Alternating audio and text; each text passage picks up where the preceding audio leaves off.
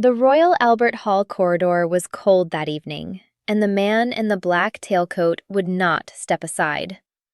"Madam, I will say this only once. This seat is reserved for Lady Pemberton. The child cannot stay in the front row." Reginald Ashworth's voice was quiet, polite, and final. He had run that hall through the Blitz and 3 royal performances, and he did not raise his voice when he turned families away. He never had to. The woman in front of him was 32. Her coat was brown wool, mended twice at the elbow. Her hands trembled on the handles of a wheelchair, and in that wheelchair sat a small girl in a yellow dress, a yellow scarf tied around her bald head. The girl did not cry. She did not argue. She only looked up at the man in the tailcoat and whispered something so soft that the corridor went still around her. "But I came to hear her sing." For a moment, no one moved. An usher froze with a tray of programs. Reginald Ashworth's mouth opened, then closed. He looked down at the child, really looked, and what he saw was something he was not prepared for. Not anger, not pleading, just a quiet, tired hope that a man in his position was not used to denying. But that little girl had 4 weeks left to live, and the woman she had come to see had no idea she existed.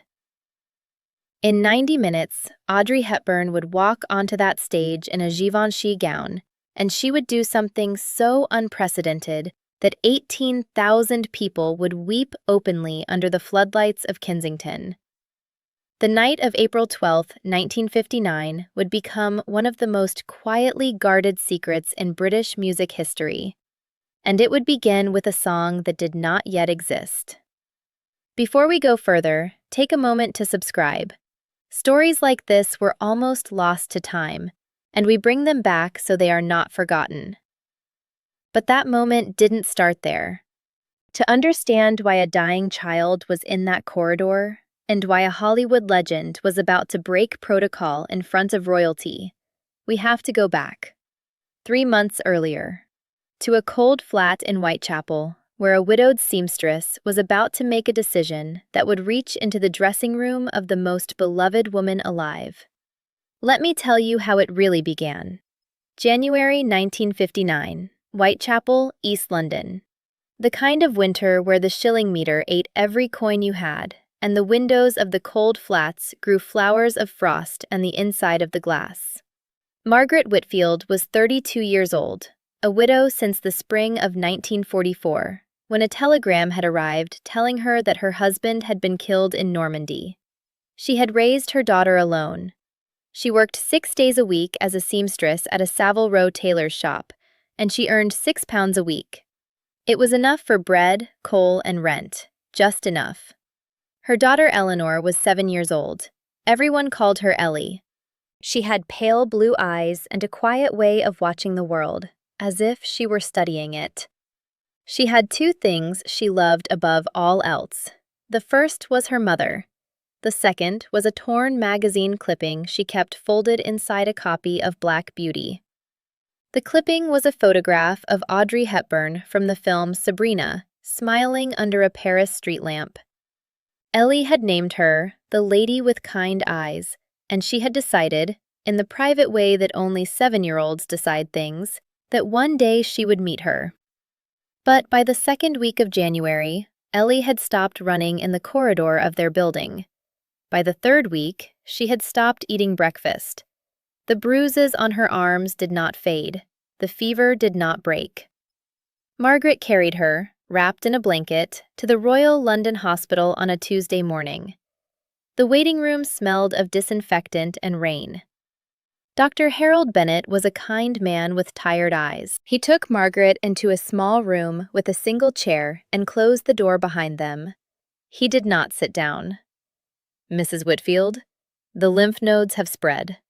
We are looking at 4 to 6 weeks. I am so sorry." Margaret did not cry.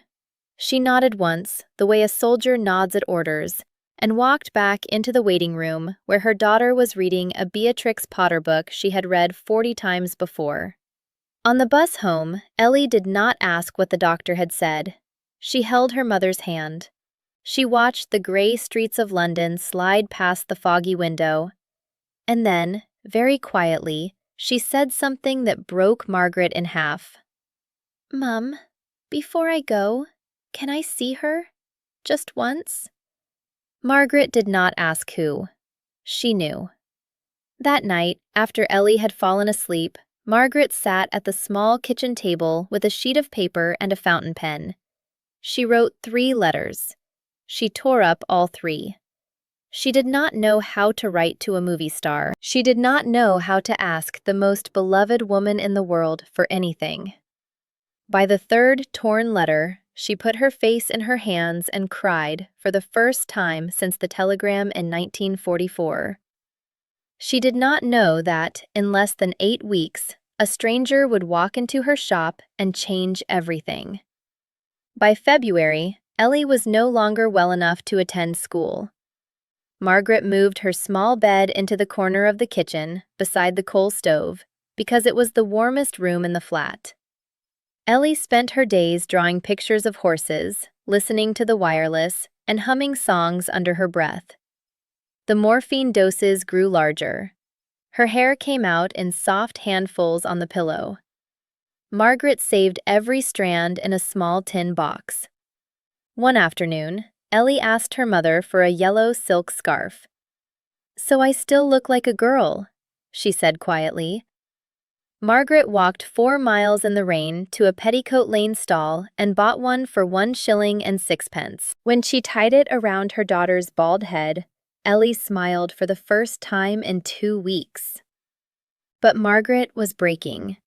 The medical bills kept coming, the rent was due, and the dream of taking her daughter to meet Audrey Hepburn felt as far away as the moon. Then came March 14th. It was a quiet Saturday at the tailor's shop.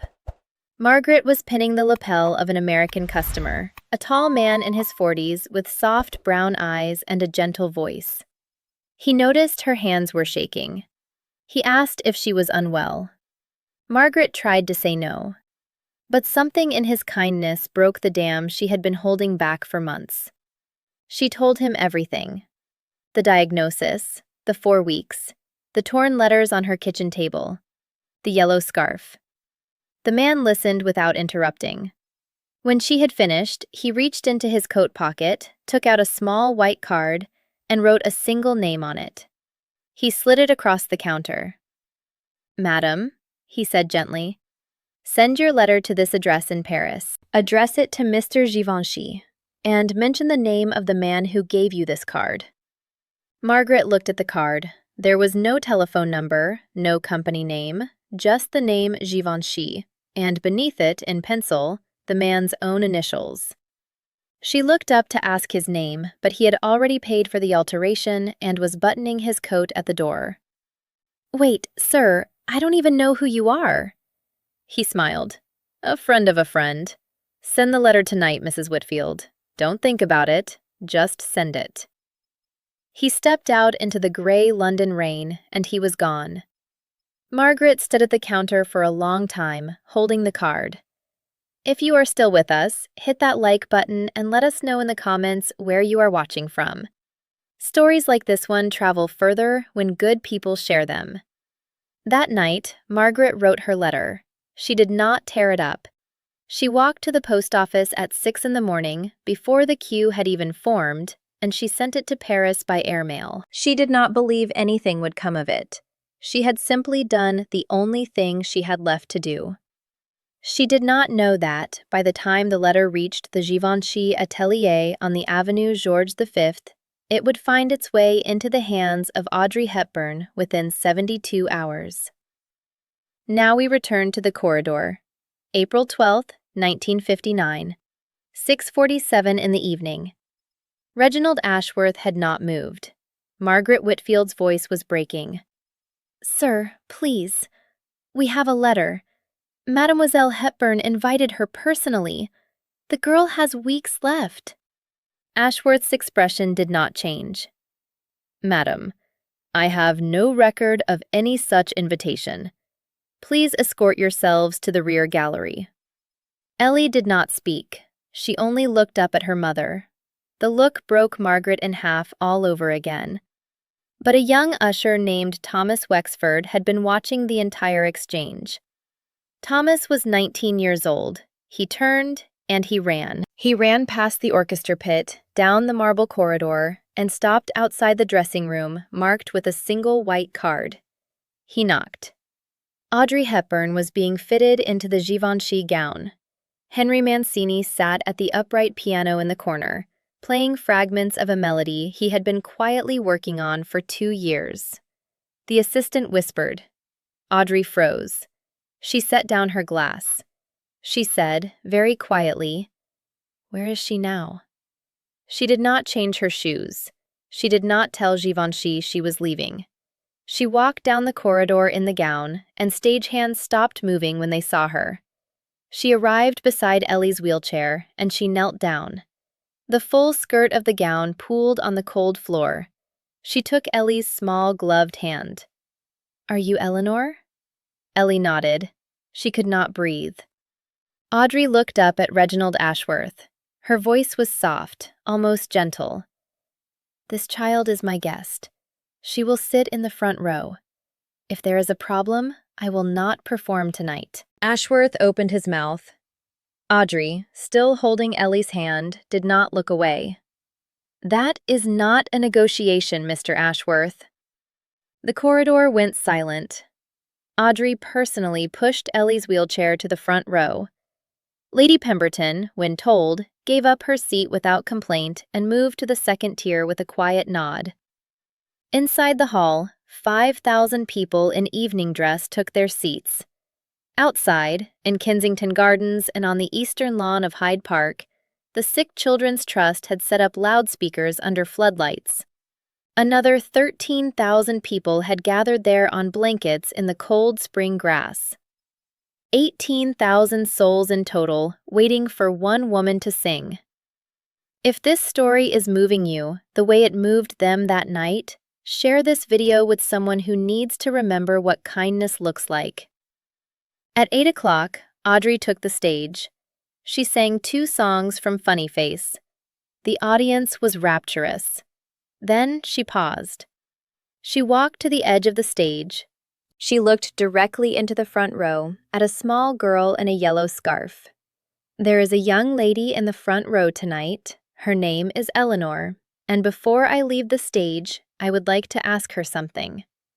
The hall went still. Audrey knelt at the lip of the stage with the microphone in her hand. "Eleanor, is there a song you would like me to sing tonight?" Ellie's voice was almost too small to hear, but the microphone caught it. "Moon River, please?" Audrey turned to Henry Mancini in the orchestra pit. Mancini went pale. The song was not finished. It was not published. It was not ready. Audrey, looking at him, spoke softly into the microphone. "Henry, just the melody, please." Mancini sat down at the piano.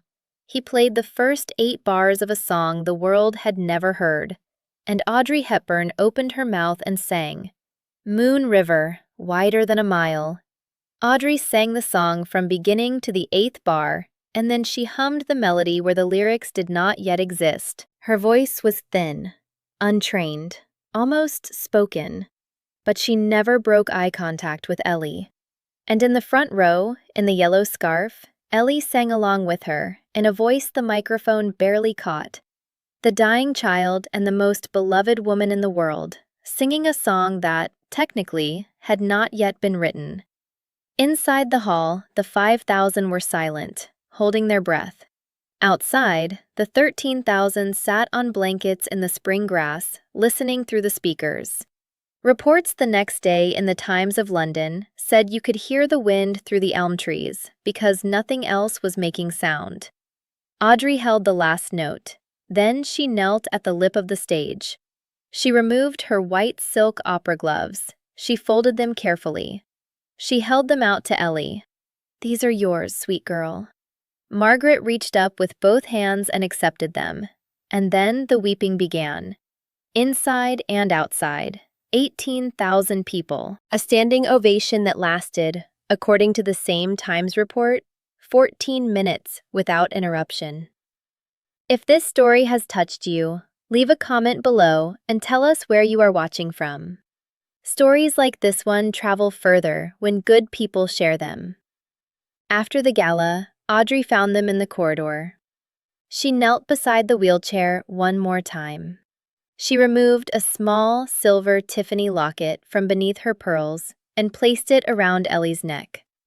"This will protect you," she whispered. Then she asked Henry Mancini for the handwritten lyric sheet. She signed it. For Eleanor, who heard the song before the world did. With love, Audrey. Eleanor Whitfield lived another 7 months, far longer than any doctor in London had predicted. Audrey paid for her transfer to a specialist clinic in Switzerland, anonymously, through the Givenchy atelier in Paris. She wrote to Margaret every 2 weeks, on hotel stationery from wherever she was filming. 23 letters in total. Each one ended the same way. "Tell Eleanor I am thinking of her tonight." Ellie wore the silver Tiffany locket every day. She slept with the white silk gloves folded on her bedside table. She kept the signed lyric sheet under her pillow. On November 9, 1959, in the small flat in Whitechapel, she fell asleep holding her mother's hand and did not wake again. Margaret was 32 years old. She was a widow, and now she was a mother without a daughter. She did not cry at the funeral. She had done all of her crying in the 7 months before. Margaret kept the promise Audrey had asked of her in the corridor that night. She never spoke to a newspaper. She never sold the gloves. She never told the story. Audrey Hepburn died in January of 1993. The world mourned her. And still, Margaret said nothing. It was not until the spring of 1999 that the truth came out. A BBC documentary on Audrey's later humanitarian work was being produced. A retired usher named Thomas Wexford, by then 59 years old, agreed to be interviewed. He told the story of the corridor at the Royal Albert Hall on the night of April 12, 1959. The producers tracked down Margaret Whitfield, then 72 years old, living quietly in a small cottage in Brighton. She showed the camera the white silk gloves, still folded as Audrey had folded them, the signed lyric sheet, kept inside a leather Bible, the silver locket, which she had never taken off her bedside since the night her daughter died. She read aloud from one of Audrey's letters. Her voice did not shake. "Dearest Margaret, please tell Eleanor that on every stage I walk onto, for the rest of my life, she will be in the front row." There is no recording of Audrey singing Moon River that night in 1959. The world heard the song first in 1961, sung by Audrey on a fire escape in Breakfast at Tiffany's. But 18,000 people in London heard it first, for a dying girl in a yellow scarf, who asked. If this story moved you, please subscribe and hit that like button so we can keep bringing forgotten golden era moments back to life. Share this with someone who needs to be reminded that one act of kindness, given quietly, can echo for 100 years.